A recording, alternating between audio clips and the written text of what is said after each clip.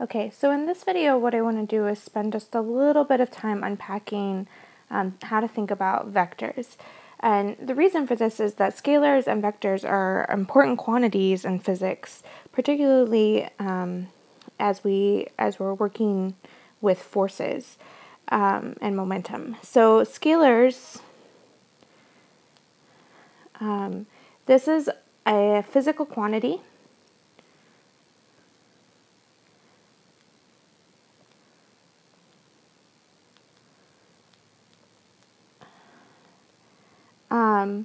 That is just a number, right? So examples of this would be mass. It would also be speed. And the difference between a scalar and a vector really is that the vector also has direction. So it's a measurement of a physical quantity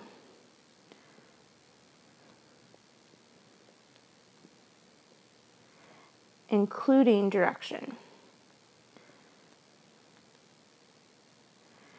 And the big ones that we'll deal with here, especially early on, are momentum,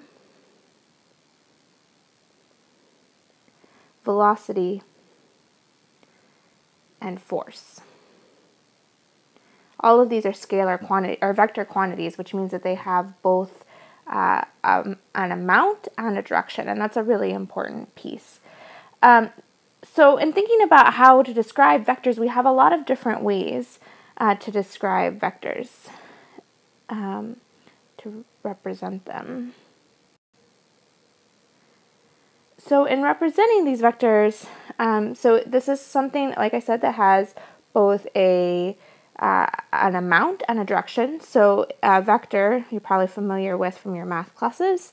It has a size, right? And it also has a direction. Okay, so we represent this most of the time with an arrow. And that arrow can live anywhere in space. It doesn't matter, it maintains its size and its direction no matter where it lives in space. But we want sometimes to describe it in a particular way. So what we'll do is we'll put a coordinate system. Actually, let me do a three-dimensional coordinate system.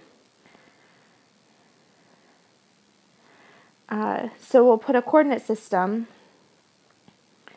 that z, y, and x, that we can think of our vector as having a place in, and that we can describe it in that place. And when we do that, so this is one way to describe our vectors, to just put it in that coordinate system.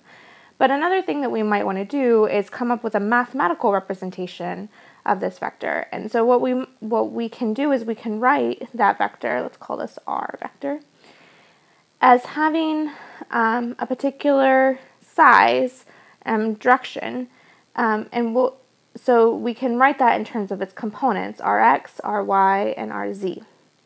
Right? And this is just describing that vector that we drew and saying how much does it point in the x, how much does it point in the y, and how much does it point in the z. These are the components that make up the vector.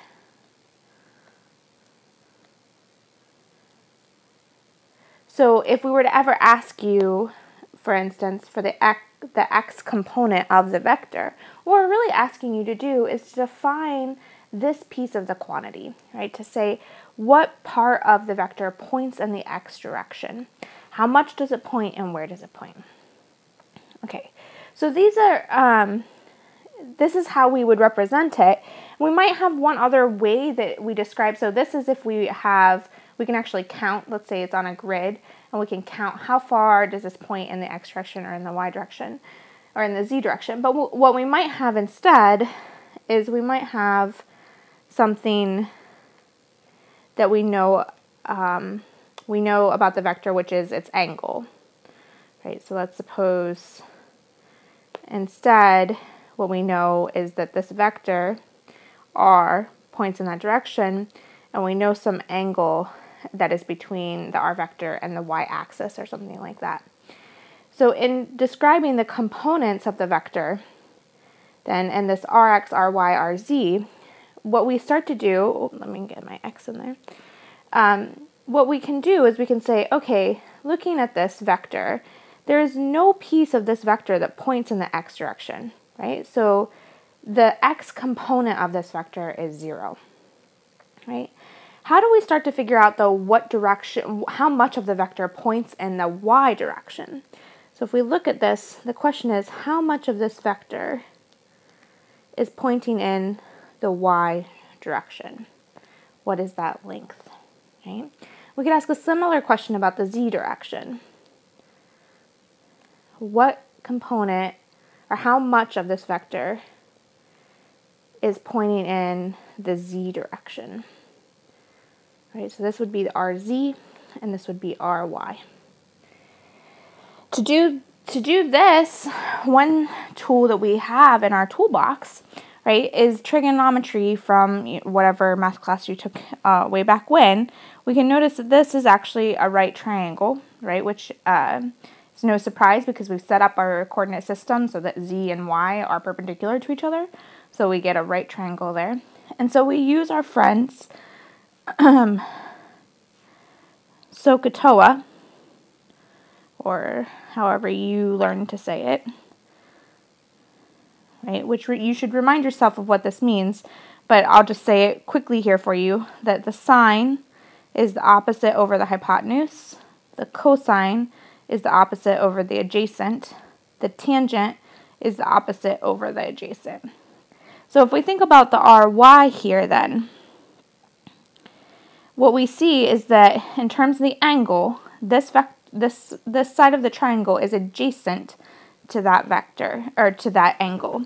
So if we think about cosine of that angle then, what we get is the opposite, which is the r vector, over the adjacent, which is the ry, which is what we're looking for, right?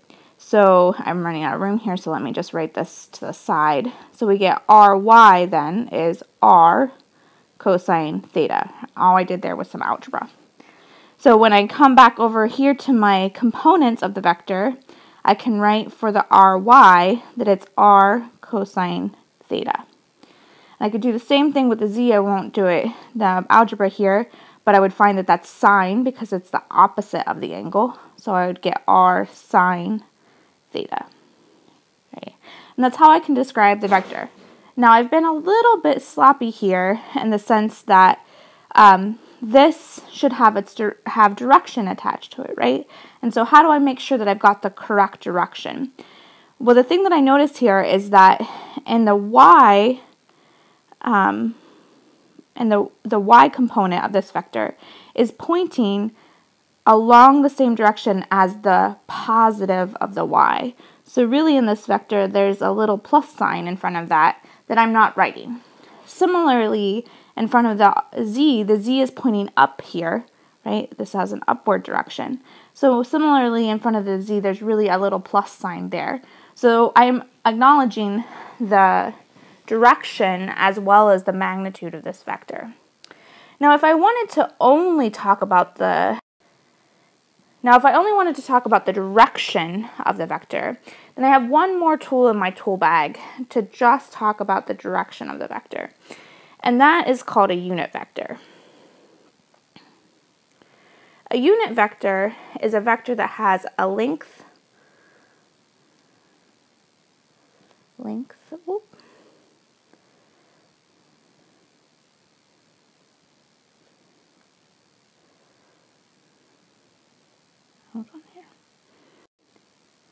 of 1,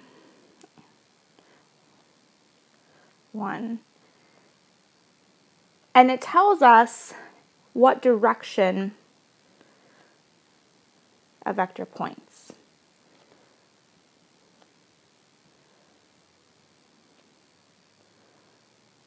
Right. So technically, if you remember back from your math class, a unit vector, which we sometimes write as u, sometimes we write as r hat if we're talking about the r vector, is defined by the vector itself divided by its length. Because if we if we do that mathematically, if we write the vector and we divide it by its length, then what we get is 1, right? A length of 1 left with just the direction. So written out, this would look like take your components of each vector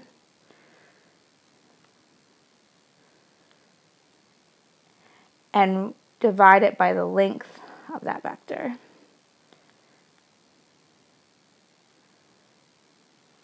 And remember, this length comes from trigonometry as well. This is just the length of the hypotenuse of a right triangle, right? It's the sum of all the components divided by, that are square rooted. And so what we get for a unit vector then, unit vectors have only vectors, so a unit vector will only have direction. So its options inside this thing can only be 0, 1, or -1 for each place. 1 or -1, 0, 1 or -1. This is not great notation. But what I'm trying to say here is that in the x direction, it can only be pointing, it can be 0, have 0 direction in the x. It can be pointing in the positive as the 1, or it can be pointing in the negative as the -1. Similarly, that happens for the y, and it happens for the z. Right, so a unit vector, for example, will always look like something like a 0, 1, 1, which would say that this is 0 in the x direction, it's positive in the y direction, and positive in the z direction. If it said 0, -1, 1, that would tell us it points 0 in the x direction in the negative y direction and positive in the z direction. And the only thing the unit vector does for us is it tells us the direction of a vector, right? It doesn't tell us anything about the length because we've gotten rid of the length. Okay, the other things that you need to make sure that you understand for vectors is making sure you understand vector addition and vector subtraction. Leanna's done a lot of these examples in class. There's one other place you can look. Okay, and so if you would like a little more practice in thinking about how to work with vectors, there's a great simulation that you can navigate to. If you just search and Google PhET vector addition, you'll find this page. And then you can just run that actually in your browser, or in my case, let's see. Okay, well, I don't have Flash Player on here, so in your own computer you'll be able to just run this, or you can download it, and you can actually try adding vectors and seeing if you understand how to think through this. And notice that they have the component pieces across the top of the screen, so you can play around with whether or not you really understand how to do the component addition part as well.